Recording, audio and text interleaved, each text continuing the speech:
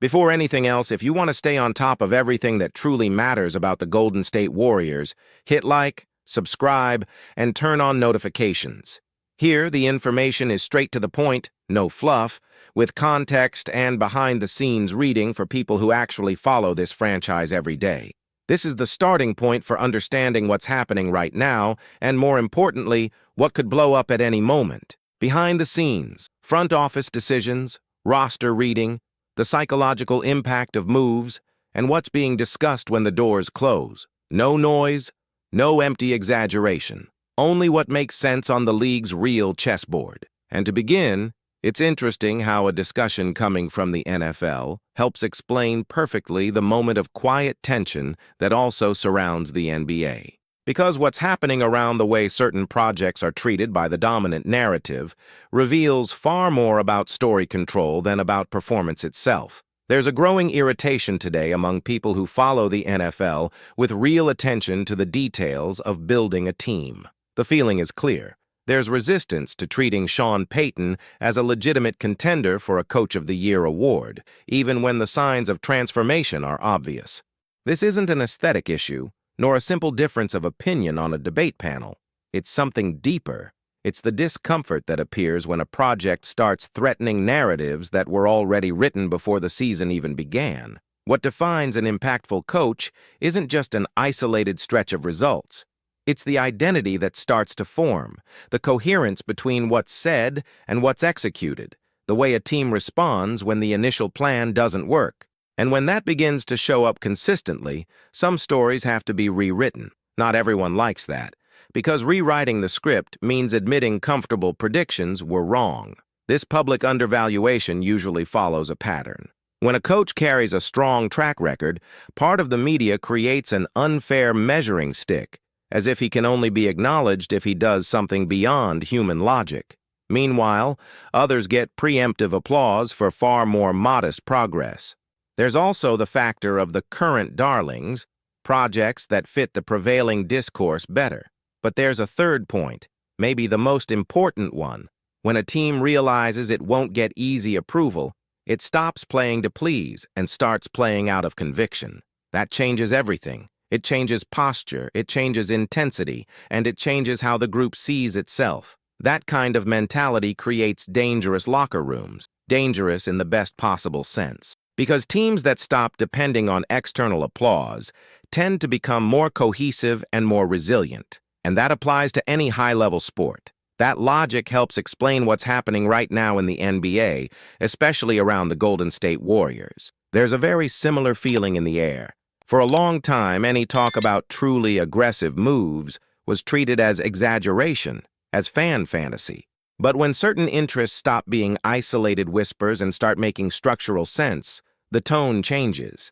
And the name hovering over all of this is Giannis Antetokounmpo. This isn't an abstract wish. It's an ambition that connects directly to the team's current competitive window and the clear need to put next to Stephen Curry a dominant physical presence, someone capable of shifting the balance of an entire series. The question was never whether Giannis would raise the team's level. That's obvious. The question was always a different, much harsher one. What are you willing to sacrifice to change the ceiling of your story? Because a trade for a player of that size doesn't happen through symbolic gestures. It's not fine-tuning. It's major surgery. It involves giving up valuable assets, future picks, and possibly a piece that represents identity and defensive leadership. That's exactly why this possibility divides fans so much. It isn't just basketball, it's emotional. It's cultural. It's about accepting that comfort can end up costing more than risk. And when you look at the market a bit more coldly, you realize this kind of conversation doesn't come out of nowhere. There's an old, quiet, almost historical relationship between the Warriors and the Bulls. Over the years, these two teams have shown up linked in different rumors. Centers, defenders, scorers, even draft scenarios that, if they'd happened, would have completely altered recent trajectories. It's like there's been constant mutual surveillance, waiting for the right moment to turn curiosity into action. The most interesting detail right now is that the most logical shape isn't a simple two-team trade. The scenario that makes sense is an operation involving three franchises. Because when a team like the Milwaukee Bucks considers touching its biggest pillar, it isn't thinking about competing the same way in the short term. It's thinking about a reset, about flexibility, about maximizing assets that can support a new cycle. In that context, veteran contracts, no matter how valuable they are on the court, don't always align with the goals of a team that's starting from zero, and that's where the Chicago Bulls become a functional piece of the puzzle. Chicago has a clear need for defensive identity and immediate competitive leadership. The team needs someone who raises the daily tone, who turns intensity into habit, and not just talk. A veteran with defensive impact and a strong voice would have real value there, not as leftover, but as a culture catalyst. At the same time, Chicago doesn't seem interested in compromising the development of its younger pieces who carry offensive creation and transition. That explains why certain rumors involving young Warriors players don't advance within this logic. It isn't distrust of talent. It's coherence in roles and internal priorities. So the outline starts to form. Golden State targets Giannis as the move that redefines the team's ceiling. Milwaukee wants picks, youth, and flexibility to build something new. Chicago can absorb a veteran with high defensive impact and send back assets more aligned with a rebuild. This isn't random fantasy. It's architecture that matches real needs. For the Warriors, the central decision isn't only about the price. It's about the effect. Giannis isn't a compliment. He changes how the team wins games. With him, the Warriors stop depending exclusively on hot shooting nights and start imposing constant physical presence, transition pressure, and paint control. That alters any opponent's game plan. And when you imagine Curry pulling the defense away from the rim while Giannis attacks spaces like open corridors, the temptation to invest grows, not because it's simple, but because it offers a more robust winning plan. There is, of course, the emotional weight of giving up a figure who symbolizes leadership and defensive identity. That cannot be treated as a detail, but the NBA is ruthless with anyone who clings too tightly to nostalgia. The idea of the right timing separates franchises that renew without collapsing from those that realize too late the window has closed. Opportunities to add a player at this level don't show up twice in a row by accident. And the most fascinating part is that every side would have a rational argument to accept. Milwaukee would secure a concrete bridge to the future. Chicago would immediately raise its competitive standard. And Golden State would give Curry a truly elite structure to compete at the highest level. That doesn't guarantee the deal happens, but it shows that unlike many empty rumors, this one has logic, fit, and contractual coherence. And this whole conversation ties back to the opening point about narrative. Just as the NFL tries to minimize a project that is clearly transforming, in the NBA, a lot of people treated the Warriors' ambition as unlikely simply for comfort. Admitting viability means accepting a major change in the league's balance, and not everyone is ready for that. If we take this hypothesis onto the court, it becomes even clearer why it creates so much silent tension. Giannis would immediately change the transition game, turning opponents' mistakes into automatic punishment. In the half-court, he would create constant defensive dilemmas, forcing impossible choices. And defensively, his ability to cover space, switch matchups, and protect the rim would elevate the collective level instantly. But this story doesn't end here, because beyond the tactical impact, there are psychological consequences, roster adjustments, future reading, and even the domino effect a trade of this size would cause across the rest of the league. When you're talking about a move this big, it's impossible to analyze only the technical fit without looking at the domino effect it creates inside the locker room itself. Because a trade involving a superstar doesn't just redefine rotations and minutes. It redefines hierarchies, responsibilities, and most importantly, how each player starts to see himself within the project. In the Warriors' case, that would be even more sensitive, because the team has always been built far more around collective identity than isolated individualities. And precisely for that reason, the decision would have to be calculated with extreme care. Giannis's arrival would shift the team's center of gravity, not by taking protagonism away from Stephen Curry, but by redistributing the weight of decisive nights. Today, in many moments, the feeling is that the Warriors need to be almost perfect to beat elite opponents. With a dominant physical force next to him, the team gains margin for error. It gains the ability to win games even when the shot isn't falling at the ideal rhythm. In the playoffs, that isn't a detail, it's survival. And there's an essential point that doesn't get talked about enough: the mental impact on opponents. Teams prepare differently when they know any mistake can become 2 automatic points in transition or a direct attack at the rim that's impossible to contain without heavy help.